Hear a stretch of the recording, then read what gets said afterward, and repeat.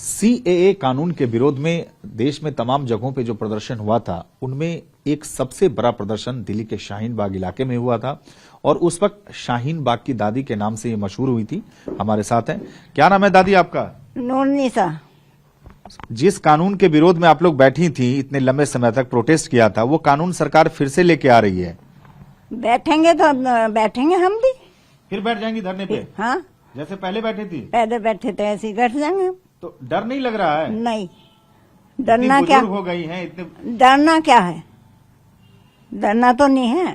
मतलब आप ये कह रहे हैं कि आप नहीं डरी इसलिए पिछली बार बैठी और इस बार भी आप बैठेंगी? अब बैठेंगे, बैठेंगे, विरोध करेंगी? विरोध करेंगे। हौसला है? हौसला है इतना, बैठेंगे वहाँ पे। आपको डर नहीं लगता? इतनी उम्र है, आप बुजुर्ग हो गई हैं, तबीयत साथ ना दे, फिर कैसे करेंगे आप प्रोटेस्ट? तबीयत सही हो ना हो, हाँ। मगर प्रोटेस्ट करेंगे। तबीयत सही हो ना हो, प्रोटेस्ट करेंगे? करेंगे। तो आप देख सकते हैं कि ये दादी हैं, हौसला है इनका और साफ तौर से कहती हैं कि अगर ये कानून लागू होता है तो जैसे पिछली बार प्रोटेस्ट की थी, इस बार भी प्रोटेस्ट करेंगी। अब इस पर शाहीन बाग इलाके में रहने वाले लोग क्या सोचते हैं, ये जानने के लिए मैं शाहीन बाग इलाके में हूं। जिस वक्त ये कानून सरकार लेकर आई थी, उस वक्त देश में कई जगहों पे इसे लेकर इसके खिलाफ बड़ा प्रदर्शन हुआ था और उनमें से एक जो सेंटर था वो दिल्ली का शाहीन बाग भी था। और उस समय प्रदर्शन के दौरान बहुत सारी महिलाएं बड़ी तादाद में सक्रिय थीं। उनमें से कुछ महिलाएं इस वक्त हमारे साथ हैं, सीधे उनसे बात करते हैं। जिस तरह की खबरें आ रही है सीए लागू करने को लेकर, वो क्या सोचती हैं। मैम, क्या नाम है आपका? कनीज फातिमा हूँ, शाहीन बाग से। ये बताइए आपका क्या नाम है? तहमीना। आप लोग लगातार सक्रिय थी उस दौरान जब प्रोटेस्ट चल रहा था। अब जब ये जानकारी मिल रही है कि सरकार जल्दी इस कानून को लागू कर सकती है सीएए को लेकर, क्या सोचती हैं आप लोग इस बारे में? देखिए, सबसे पहले तो ये कहा जा रहा है कि डिसक्वालीफाई लिस्ट जारी करिए। सबसे पहले तो ये अभी तक क्वालिफाइड लिस्ट ही नहीं आई है। कौन कौन क्वालिफाई है? क्या किसी के पास एनआरसी सर्टिफिकेट है? आपके पास या मेरे पास, किसी के पास भी क्या नेशनल हम हिंदुस्तान का सिटीजनशिप सर्टिफिकेट है? आज तक जब आप सर्टिफिकेट ही नहीं दे पाए तो आप डिसक्वालीफाई लिस्ट कहाँ से निकालेंगे? अननेसेसरी, अनलेस आप परेशान करना लोगों को कि कहाँ से लाओ, कागज लाओ। इनफैक्ट मेरे ख्याल में जो जितने बड़े बड़े लीडरान हैं उनके पास भी पूरे कागज नहीं होंगे, तो उनके वो अपनी मंशा पूरी साफ नहीं कर पा रहे हैं सब लोगों को कि हम मतलब वो ये कहते हैं कि हम समझा नहीं पा रहे हैं। आखिर क्या चीज आपके पास दिमाग है जो जनता के पास नहीं है? क्या चीज दूर की कौड़ी है जो हमें नहीं समझा पा रहे? हम सब समझ रहे हैं कि आपने आज तक किसी को नेशनल सिटीजनशिप किसी सरकार ने दी ही नहीं है। कोई भी भारत का ऐसा नागरिक एक आ जाए वो ये कहे कि मेरे पास नेशनल सर्टिफिकेट है, सिटीजनशिप सर्टिफिकेट है। पहले सिटीजनशिप सर्टिफिकेट बांटिए सबको, एक एक को पकड़ के उसके अंदर कहाँ से निकालना है ये सब सरकार की जिम्मेदारी है कि उसको क्वालिफाई करें, उसके कागज रात लाएं, जो जल गए हैं उनके इकट्ठे करें, जो बह गए हैं बाड़ों में उनके इकट्ठे करें, जो बंजारा है उनको दें। ऐसा कुछ नहीं है डिसक्वालीफाई तो आप जब ढूंढेंगे जब आपके पास क्वालिफाइड लिस्ट आपकी कंप्लीट हो जाएगी, तब उसमें से आपको मिलेंगे डिसक्वालीफाइड कितने हैं। चलिए मैम, आपका क्या नाम है? मेरा नाम नुसरत आरा है। नुसरत जी, मैं आपसे समझना चाहता हूं कि अगर सरकार, चूंकि 2019 में ही ये जो एक्ट है वो पास हो चुका है, अब सरकार इसे लागू करने की तैयारी में, आपकी क्या आपत्ति है सीए को लेकर, ये बताइए। सीए को लेके है कि गरीब लोग कहाँ जाएंगे? उनको तो कुछ पता ही नहीं है कि हम कहाँ पैदा हुए, कहाँ है। कोई तो रोड पे पैदा हुआ तो कहाँ से लाएगा सर्टिफिकेट? सरकार बना के हम लोग को दे, उसके बाद आए हम पर चढ़ाई करे तो चलेगा? ऐसे थोड़े चलता है। हम लोग पहले भी बैठे हैं, आज भी बैठेंगे। अगर सरकार ऐसा करेगी तो फिर हम लोग फिर चढ़ाई करेंगे। नुसरत जी, आप बहुत बड़ी बात कह रही हैं। हाँ, आप ये कह रही हैं कि जब सीए कानून जब सरकार लेकर आई थी तो उस वक्त भी शाहीन बाग में बड़ा प्रदर्शन हुआ था, और आप ये कह रहे हैं कि अगर इस बार फिर सरकार अगर लागू करते तो फिर प्रदर्शन होगा, फिर प्रदर्शन करेंगे, फिर बैठेंगे, फिर सब मिलके खड़े होंगे एक साथ, एक ताकत से उठेंगे। क्यों हम अपना मिट्टी छोड़ के जाएंगे जी? हम लोग यहाँ पैदा हुए, यहाँ पले, यहाँ बढ़े, कैसे जाएंगे? आपके मन में क्यों आशंका है कि जो लोग, आप अगर यहाँ के नागरिक हैं तो जो लोग ऑलरेडी हिंदुस्तान के नागरिक हैं, फंसा देंगे, बोलेंगे कि तुम्हारा ये सही नहीं है, तुम्हारा सर्टिफिकेट गलत है, ये तो तुम्हारा वहाँ का गलत है, ये है वो है। सरकार को किसी तरह तो फंसाना है, आतंकी बनाना है मुसलमानों को। खुली बात हम बोल रहे हैं। कुछ कहना चाह रहे हैं? मैं यही कहना चाहती हूँ, अगर वो गलत तरीके से अप्लाई करेंगे किसी भी चीज का तो उसका विरोध होता है।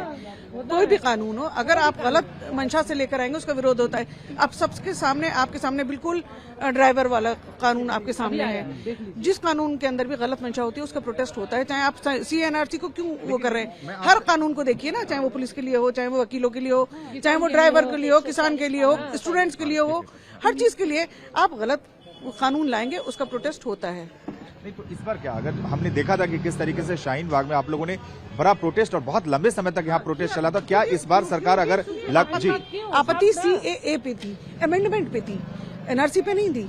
NRC पे नहीं थी, अमेंडमेंट पे थी। कि आप अमेंडमेंट क्यों कर रहे हैं? NRC भारतीयों का हक है, अमेंडमेंट क्यों कर रहे हैं?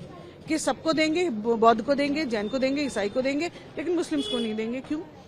क्यों? क्या लगता है आपको? तो क्या आप लोग फिर एक बार यहाँ शाहीन बाग में इसके खिलाफ प्रदर्शन देखने को मिल सकता है? नहीं, अगर सरकार की मंशा गलत तरीके से आती है। जी क्या कहेंगे? अगर सरकार बिला वजह हम लोग को परेशान करेगी तो क्यों नहीं बैठेंगे? अपना हक के लिए कौन न खड़ा होता है? किसान नहीं खड़ा हुआ कि मजदूर नहीं खड़ा हुआ कि आज ड्राइवर नहीं सड़क पर खड़ा हुआ है? जब जरूरत पड़ेगी हम खड़े होंगे, क्यों नहीं खड़े होंगे? हमारा हक है ना, हम यहाँ पैदा हुए हैं। अब ये खबर है कि जल्दी इसी महीने नोटिफिकेशन जारी हो सकता है और सरकार इसको लागू करने की तैयारी में। सरकार क्या लागू करने की तैयारी है? अभी तक सरकार ने ये थोड़ी कहा है कि हम NRC दे रहे हैं सबको, आइए सब लोग अपना नेशनल सर्टिफिकेट, सिटीजन सर्टिफिकेट ले जाइए। ये तो नहीं कहा ना। वो सिर्फ ये कि उसमें से शर पसंद जो लोग होते हैं कि अब इसमें से हम शर ढूंढे, कहाँ मिल रही है हमको माहौल खराब करने के लिए। लेकिन ये है कि चूंकि 2019 में ये कानून संसद से पास हो चुका है और सरकार अब इसे लागू करने की तैयारी में। हालांकि इससे पहले भी समय सीमा कई बार बढ़ाया गया है, लेकिन अगर कानून बन गया है तो सरकार तैयारी कर सकती है, सरकार का अधिकार है। लेकिन आप लोग को क्या लगता है, इस बार क्या फिर आप लोग इसे एक्सेप्ट करेंगे या आपको लगता है कि एक बार फिर से देखिए, हम लोग तो जब तक प्रेसिडेंट रहे वो रामनाथ कोविंद जी, इतने बड़े संवैधानिक पद पे जनता से बगैर राय मशवरे, न सदन में राय मशवरा हुआ, उन्होंने साइन कर दिया। ये बहुत बड़ी गलती थी और पूरा देशवासी जो 140 कानून आए हैं उन सब पर के बाद दीगर जो प्रेसिडेंट साइन कर रहे हैं उस पर केस करना चाहिए, केस चलना चाहिए। राष्ट्रपति हैं, देश के प्रथम नागरिक हैं, सम्मानीय हैं, उनके बारे में नागरिक प्रथम है, हम यहाँ के नागरिक हैं, हम प्रथम है, तब वो संवैधानिक पद पे बैठे हमारी सेवक। पहले तो नागरिक है ना प्रथम। हम लोग किस बात से खुश होंगे? वो भारत के से लोग चुन के भेजे हैं। सुनिए, सत्ता में चुन के भेजा गया नागरिक। चाहता हूँ कि आपकी क्या आपत्ति है अगर सरकार इसे लागू करती है? जैसी जानकारी आ रही है कि नोटिफिकेशन जारी कर सकती है सरकार इसी महीने, तो आपकी आपत्तियां क्या है? आराम से सुनिए।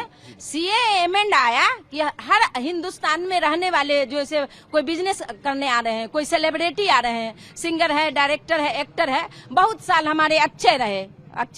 तो अक्षय कुमार को अगर इंडिया अच्छा लगा, सोनू निगम को अच्छा लगा, तो हिंदुस्तान की नागरिकता चाहते हैं तो आराम से उनको दे दे। ऐसे लोगों को जिनको हम जानते हैं, लेकिन जिनको आप लेना चाहते हैं उनके डॉक्यूमेंट्स है क्या? क्यों लेना चाहते हो? किस बिहाफ? उनके CA में कोई कानून ही नहीं बना रहे हैं। वो NRC के लिए तो कहे कोई डॉक्यूमेंट्स नहीं है हमारा, नहीं माना जाएगा, मान लेते, लेकिन CA को किस बिहाफ लेंगे? पहले तो लोगों की NRC में क्या डॉक्यूमेंट्स चाहिए वो पूरे हिंदुस्तान को प्रोवाइड करे सरकार, चाहे जो भी सरकार हो। इसके बाद भी अगर कांग्रेस आती है या जो आती है, प्रोवाइड करे NRC के लिए।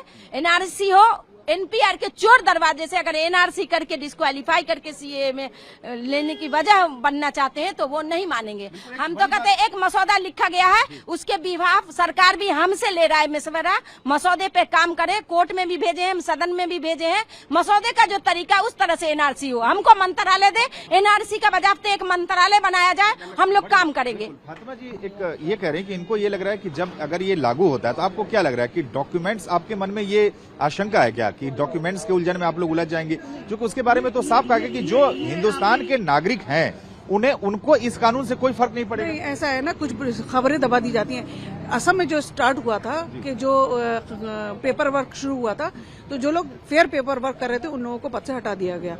क्योंकि जब पता चला कि कितने लोग लीगल हैं तो उनको फेयर वर्क नहीं करवाना था, उन लोगों को हटा दिया गया। ऐसे लोगों को ढूंढा गया कि जो ज्यादा से ज्यादा आप सरकार के हिसाब से काम करें।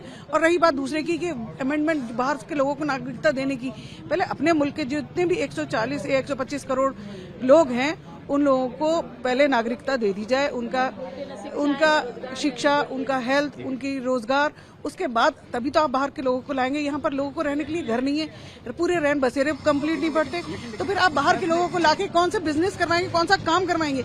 बाहर के सरकार के अधिकार में है, सरकार अपने हिसाब से सोचती है। सरकार के अधिकार में ही तो है, जब भी तो अपनी तरीके से ये मुल्क थोड़ी रह गया, अब तो पपेट बन गया है।